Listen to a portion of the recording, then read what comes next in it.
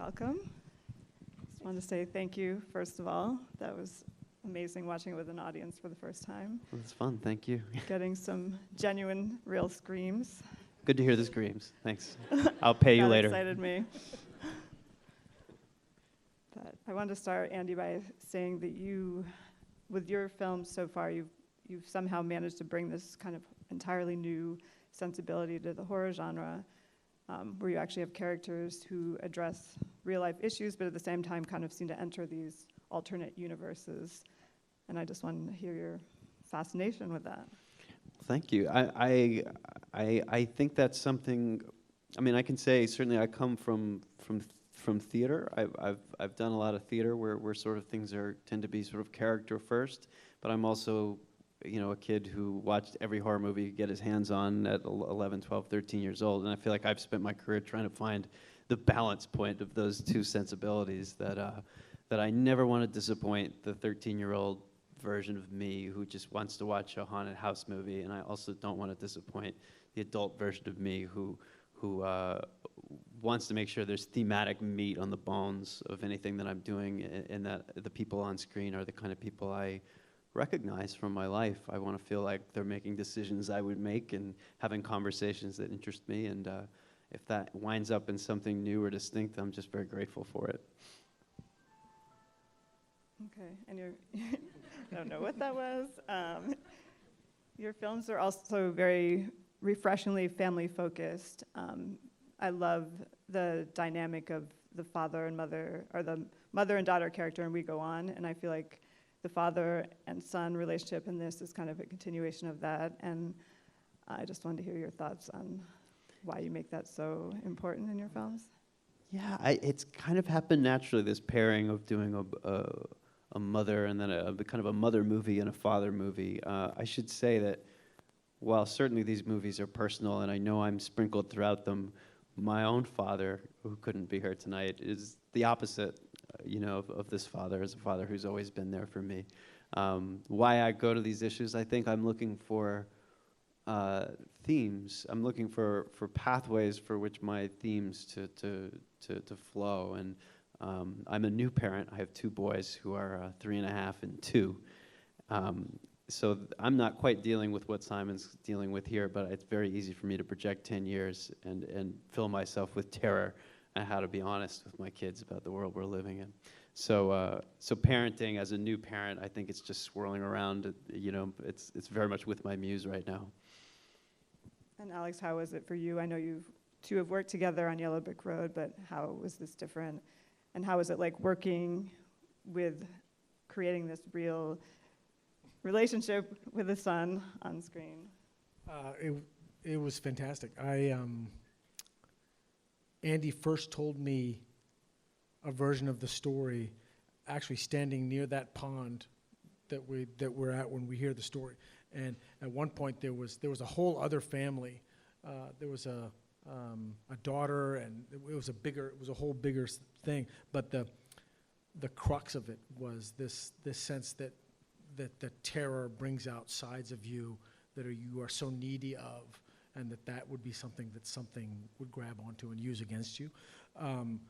So it was really amazing having the script move in the ways it needed to move, but keeping that really specific terror moment and idea there. And when it came down to just the two of us, we spent so much time together we all lived in that house for 12 days. So it was very easy to have a very comfortable and fun, it's like almost like it was seamless between when we weren't shooting and when we were. So it was just all allowed to build up and grow. Yeah, it was very convincing. So Charlie, what was it like for you? Working with both of them was great. Just want to say that, but I think we really did spend a lot of time together, so it was easy for us to get used to each other. And me and Alex on screen and on set, we had really good chemistry, and I think it was a great experience overall. But yeah. And how was it like acting in a horror film? I assume you're almost old enough to watch horror films. But Yeah, I'm 15, so yeah, I've had my fair share. But I'm more of a dramatic actor in most of the movies I've been in, so it's like, but this is like probably one of like my favorite movies I've ever worked on. But yeah, this one was cool because it was, the other horror films I worked on weren't as like complex as this. Like it's mostly just student films, but yeah. Okay, and I also wanted to talk about the casting of the witch, she was perfect. Just want to know where you found her. I mean, I looked at a lot of faces wanting to find the one that popped out, and Carol Stanzione plays Lydia, and her face, just for the pure intensity, I'd never seen anything like it off a headshot. I would pop the headshot suddenly in front of someone and be like, what do you think of this person? They'd be like, yes, cast her, she's great. But then what are the odds that person out of, it turns out to be, have just the loveliest person, just completely willing to be flown out and stuck in random windows. For that shot at the end where she's on the New York street, we flew her out from LA literally for an afternoon, and she didn't see us. We were up in like a hotel on the 40th floor with a zoom lens down on the street. So she just showed up and took a walk down like 6th Avenue and went back to LA. She's completely game. So she was wonderful, but it takes someone who really actually understands the work and the role that they're playing. She was able to just exist in this family. She got on with everyone and was just completely lovely. I wish she could be here now. And If she was, I would pop her up very suddenly out of a corner. I mean, she was the nicest woman ever. And then, but she knows exactly, like we were joking, there was a woman in my town in Middlebury, I was like, she could be the witch. And you can't really ask somebody who's not an actress who looks like a witch to be the witch in a movie. So we didn't do that. But Carol is so, she's a really good actress. So she knows exactly what she's doing. And, I knew she was in the car. She had to be in the car. She had to get in the car every time we shot that thing. And every time I turned and she was sitting there, it would require no acting at all.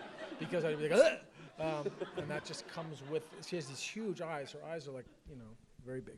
Too big. She's awesome. But that's what I loved about the character too, is there's no real mystery. She's just there. Yeah, right. There's the witch, and I love that. Like most movies have this slow build of what's there, and this. It's not only effective, but way more affordable. They're just that there. Too. And it was so funny because we would do scenes with or without. We'd do the scene with the witch and then without the witch, and we would never know which one he was going to use because sometimes she'd be right there. Like there was we shot one scene where the very first one, and we're talking about pizza. She was already in the yard, but no. Yeah. I think there's a few instances people haven't seen yet. No. Hidden in the beginning, just to say. Easter eggs. Find the witch. All right, we don't have a whole lot of time, so I'm going to turn this over to the audience to see if anyone out there has any questions. I'm a little blind, so I might need a little help. I think You go for it. I see someone all the way in the back. Oh, yeah. Oh, I have a mic. Exciting. First of all, congratulations on the film. It was really amazing. I think it's the best ghost story movie since Sixth Sense. And a lot of twists. I just wanted to ask 2 questions. I've been asking all the panelists who've been here, what's your favorite scary movie? But more importantly, the dynamic between the father and the son is really, I can't even put it in words. It's probably the most perfect example of what is not a dysfunctional family, but a family who's trying to function. And I think you did that perfectly. Thank you. Thank you. That's well put. I appreciate that. Okay. Right here.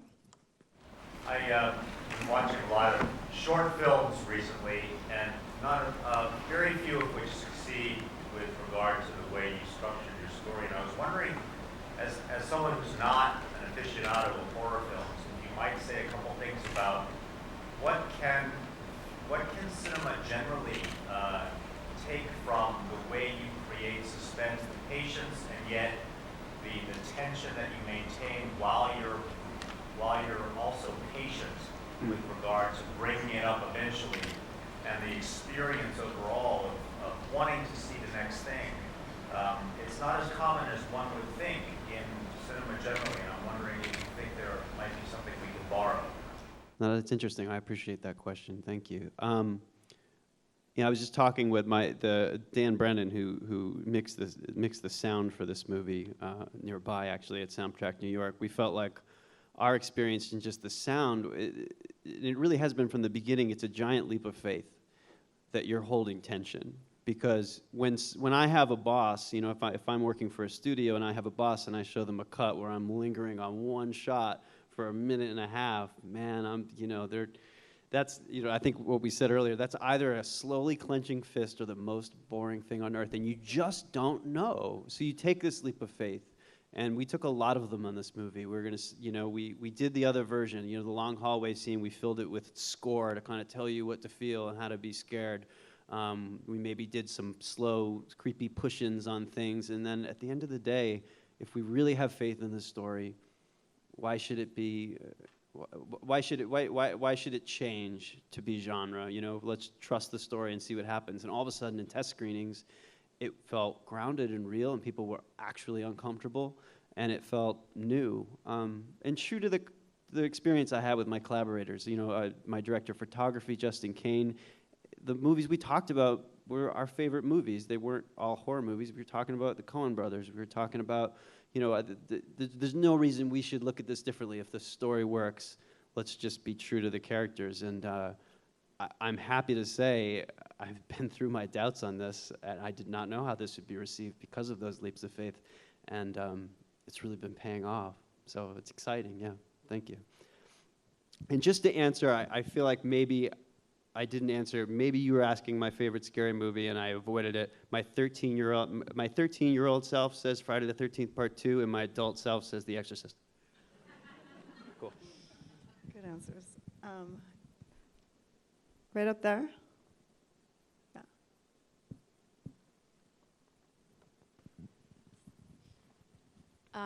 I thought it was outstanding also. I just want to ask about the neighbor and his son. Were they supposed to represent the old farmer and son who got killed, or were they supposed to, I guess, represent anything significant? For me, a little bit down the road things could go when a family, as you say, trying to function, gets further and further away from functioning, or further.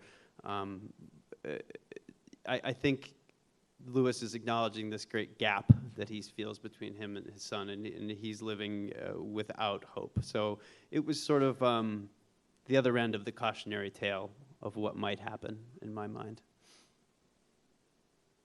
Okay. I think we have time for one more. So right here. Yeah. I did, yes. Thank you. Thank you. I had to dump half of it near the end to get it to that point. But I appreciate that. Thank you. That was a slow one, or a quick one, so we can maybe take one more. Yeah. Okay, right there.